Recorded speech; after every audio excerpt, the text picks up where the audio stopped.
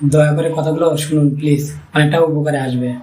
আপনি কি জানেন ভারতের ফারাক্কাবাদ নির্মাণে ব্যয় হয়েছিল 157 কোটি রুপি, আর বাংলাদেশের পদ্মা সেতু নির্মাণে ব্যয় হয়েছে 30,000 কোটি টাকারও বেশি।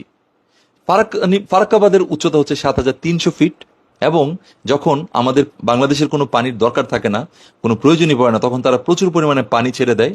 এবং বাংলাদেশে যখন প্রচুর পরিমাণে পানির দরকার, তখন তারা পানিকে ব্লক করে রিজার্ভ করে রেখে দেয়। আমরা এখন যেটা করতে পারি, আমাদের বর্তমানে যদি প্রবাসী কল্যাণ মন্ত্রণালয়ের রিপোর্ট অনুযায়ী জানা যায়, বাংলাদেশের বাইরে 1,55,00,000 শ্রমিক কাজ করে। তাদেরকে যদি আমরা রিকোয়েস্ট করি যে আপনারা 1,000 টাকা করে অনুদান দেন, তাহলেও আমাদের 1 কোটি লোকও যদি এখানে পার্টিসিপেট করে, সেক্ষেত্রে আমাদের 1,000 কোটি টাকা অনুদান সংগ্রহ করা সম্ভব।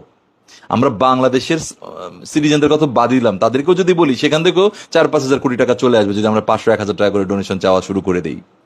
সো বর্তমানে যে ফারাক্কাবাদ আছে, সেটার থেকে যদি আমরা 40 কিলোমিটার দূরে একটি 7,500 ফিটের ফারাক্কাবাদ নির্মাণ করি, নতুন একটি ফারাক্কাবাদ, এবং ভারত যদি আমাদেরকে পানি ছেড়েও দেয়, এদের এখানে 40 কিলোমিটারের মধ্যে সেই পানি থেকে যাবে। এবং এর পরেও যদি পানি ছাড়ে, মানে 7,300 ফিটের উপরেও যদি তারা পানি ছাড়ে, সেই ক্ষেত্রে আমাদের হাইট হবে বাঁধের 7,500 ফিট, এবং অতিরিক্ত পানি চলে যাবে আবার ভারতেই। সো আমাদের যখন প্রয়োজন পড়বে, সেই পানি আমরা আমাদের কাজেও ব্যবহার করতে পারছি। তো যারা ইঞ্জিনিয়ারিং সেক্টরে আছেন, তাদেরকে আমি রিকোয়েস্ট করবো এই ব্যাপারটা নিয়ে একটু আওয়াজ উঠান।